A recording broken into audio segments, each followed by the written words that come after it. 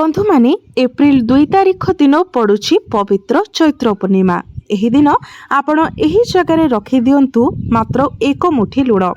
आपण निज जीवन रे एक सकारात्मक परिवर्तन देखा पाइबे।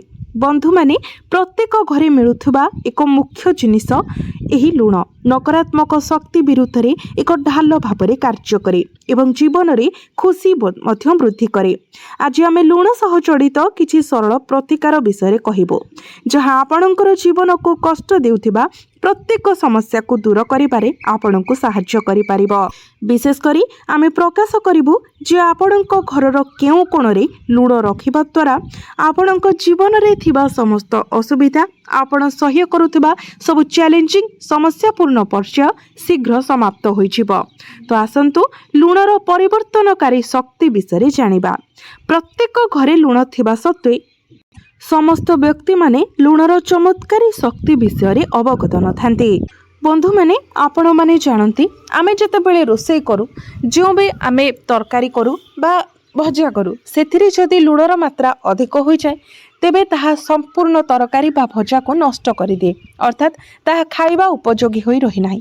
किंबा जदि सेथिरे लुणर मात्रा कम हो जाए तेबे ताहार स्वाद मध्य नष्ट हो जाए, तो ताहा मध्य आमको खाइबा पाई भल लागे नाही। तो कहबाकू गले लुण आमर आयुष को वृद्धि करि पारे एवं आमर आयुष को ह्रास मध्य करि पारे। अर्थात जदि आपण अत्यधिक परिमाण रे लुण खाउचंती तेबे ताहा आपणकर स्वास्थ्य पाई खराब एवं दरकार ठारू कम लुण जदि आपण खाउचंती ताहा मध्य आपणकर स्वास्थ्य पाई खराब। तेबे बंधु माने इहा तो थिला स्वास्थ्य संबंधी, किंतु ज्योतिष शास्त्र रे लुण चंद्र एवं शुक्र उभय सहित जड़ित। यह व्यतीत ज्योतिष शास्त्र रे वर्णित किछि विद्वान लुण को छायाग्रह राहुंकर प्रतीक मध्य विवेचना करती। तेणु आसंतु जानिबा जे आपणकर जीवन रे राहु चंद्र एवं शुक्रंक प्रभाव को किपरि संतुलित करी हठात उपजुथिबा प्रतिबंधक गुडी को रोकी पारिबा। एककालीन सुख समृद्धि ख्याति एवं सम्मान को आपण आकर्षित करि पारिबे। भल स्वास्थ्य सुनिश्चित करिबा एवं चाप को दूर रे रखिबा पाई एही उपायटी अत्यंत लाभदायक। ज्योतिष शास्त्र रे लुण को चंद्र एवं शुक्रर प्रतीक भाव में विवेचना करा जाउथिबारु एहाकु इस्पात किंबा लुहारे तैयारी पात्र रे रखिबा द्वारा चंद्र एवं शनि मध्य रे एक ग्रह संयोग सृष्टि हुए। कारण लुहा हेउची शनिक सह जड़ित धातु। चंद्र एवं शनिक मध्य रे एही मिश्रणर परिमाण स्वरूप एक विष जोग सृष्टि हुए। यह निर्दिष्ट ग्रह संरचना रोग एवं दुख पाई एक उत्प्रकाशक हो जाए। तेणु आपण को कड़ाकड़ी भाव में यह एड़ाइबा पड़िबो। एपरिक अजाणତରେ मध्य आपण लुहा किंबा इस्पातर पात्र लुण संरक्षण करने उचित नुहे। प्लास्टिक जगार मध्य लुण रखा उचित नुहे। यह बदल में आपण कौनसी काच पात्र रे लुण रखा उचित। काच पात्र रे लुण रखिबा द्वारा कौनसी प्रतिकूल ग्रह प्रभाव सृष्टि हेब नाही किंबा आपणकर जीवन रे कौनसी असुविधा मध्य सृष्टि हेब नाही। आपणक जीवन रे शांति एवं आराम वृद्धि पाइब। जदि आपण याकू एड़ाइबाकू चाहुचंती तेबे अत्यंत सतर्कतार सहित लुणर व्यवहार करंतु, कारण लुण ढली जिबा दुर्भाग्य एवं विवादर एक संकेत भाव में विवेचना करा जाए। लुण ढलिबा क्षणी तुरंत याकू आपण पानी रे भिजाई दियंतु, पानी रे द्रवीभूत करि दियंतु एवं सही जगह को तुरंत सफा करि दियंतु। लुण ढली जिबा अशुभ, कारण यह चंद्र एवं शुक्र उभयंकर प्रभाव को दुर्बल करिथाए। जदिओ गोटिए थर दुर्घटना जनित ढली पड़िबा चिंतार कारण होई न पारे, किंतु बारंबार जदि लुण ढली जाए दिन पर दिन तो आपणको सतर्क रहिबाको पड़िबो।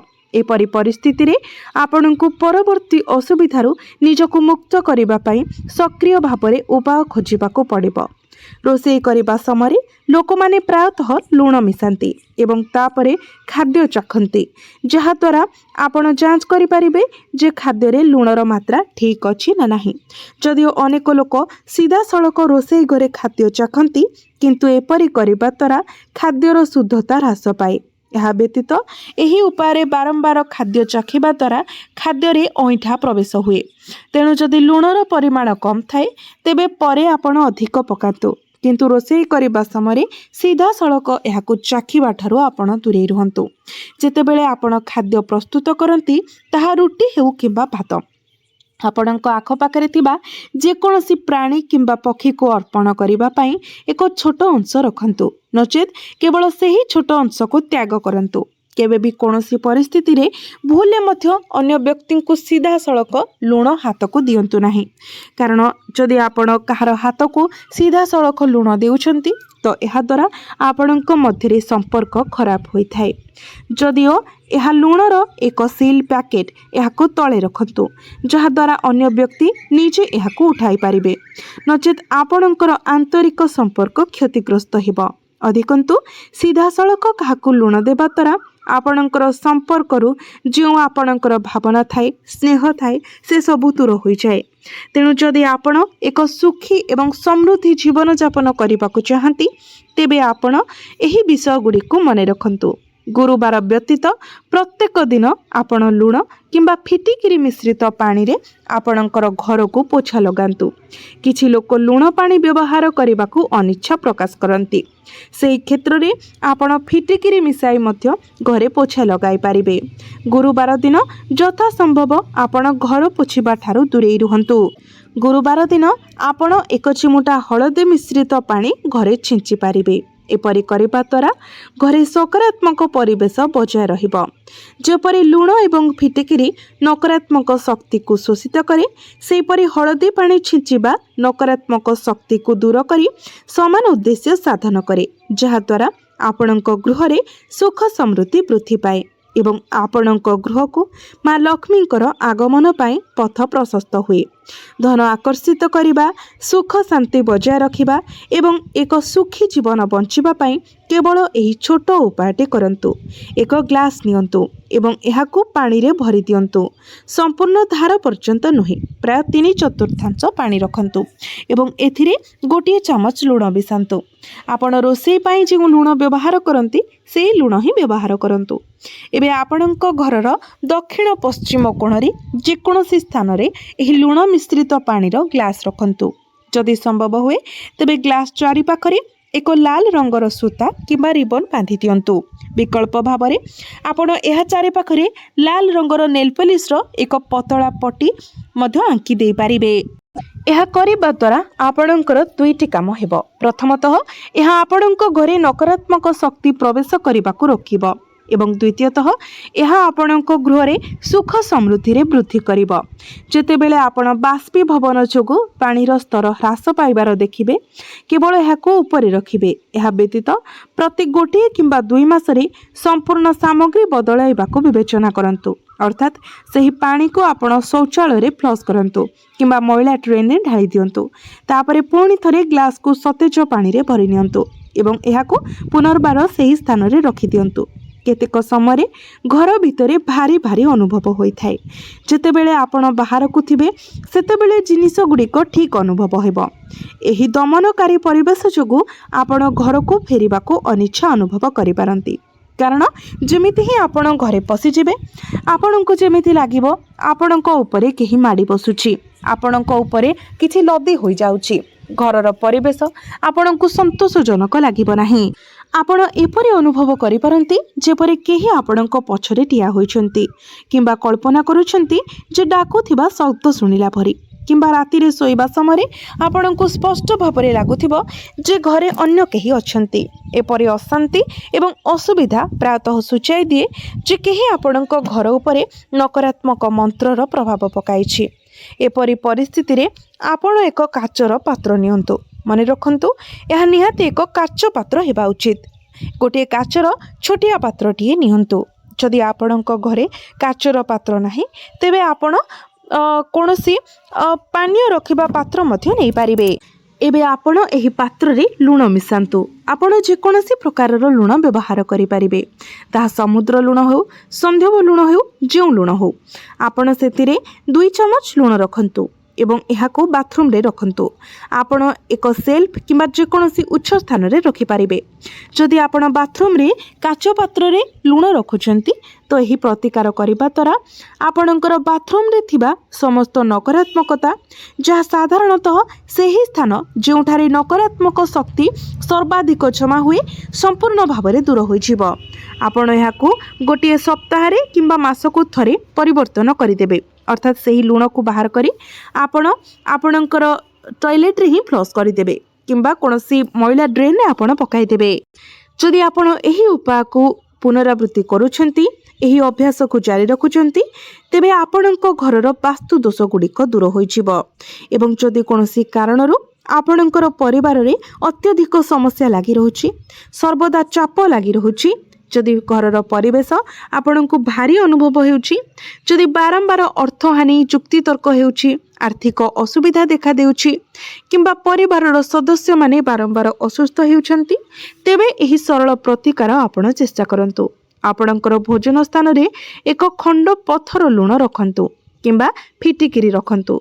एहाको दृष्टिहीन भाबरे लुचाई रखंतु। एहा आपणक घरे प्रवेश करुथिबा किंबा बाहर अथिबा लोकंक द्वारा बहन करा जाउथिबा जेकोनोसी नकारात्मक शक्ति को शोषित करिबा। प्रायतः पिला माने हठात असुस्थ होई पारंती किंबा से माने कुदृष्टिर शिकार होई पारंती। उदाहरण स्वरूप जेतेबेले जणे आपणक घर को अतिथि आसंती एवं से कहती आपणकर पिला बहुत सुंदर देखा जाउछि, से बहुत भल खेलुछि, बहुत भल नाचुछि किंबा किछि भी से एते स्पष्ट भाବରେ କଥା ହେଉଛି ଯେ ସେ ବହୁତ ବୁଦ୍ଧିମାନ ଭଳି ଜଣା ପଡୁଛି ଏବଂ ଠିକ୍ ସେହିପରି ପିଲାଟି ଦୁଷ୍ଟ ନଜରର ପ୍ରଭାବରେ ପଡ଼ିଯାଏ। ଏପରି ପରିସ୍ଥିତିରେ ଆପଣଙ୍କର ବାମ ହାତର ପାପୁଲିରେ ଏକ ଚିମୁଠା ଲୁଣ ନିଅନ୍ତୁ। ତାହାକୁ ଘଣ୍ଟା କଣ୍ଟାର ବିପରୀତ ଗତିରେ ପିଲା ଉପରେ 3 ଥର କିମ୍ବା 5 ଥର ବୁଲାଇ ଦିଅନ୍ତୁ। अर्थात आपणकर पिलार मुंड उपरे आंटी क्लॉकवाइज आपण 3 थर किंबा 5 थर घुरांतु एवं तापरे लुण को पानी रो सिंक रे धोई दियंतु। एही विधिटी बहुत प्रभावशाली भाबरे पिला ठारू दुष्ट नजर को दूर करि थाए। शेषरे जदि आपणक घरे केही दीर्घ दिन धरि असुस्थ अछंती किंबा बारंबार असुस्थ होउछंती तेबे एठारे आपण कोन करिवे, आपण गोटे काचर पात्र नियंतु एवं सेथिरे लुण भरी दियंतु एवं से लुण भर्ती पात्रटी को रोगींकर मुंड पाखरे किंबा बिछना तले रखंतु। जदि व्यक्ति गुरुतर असुस्थ अछंती तेबे प्रत्येक दिन लुण परिवर्तन करंतु।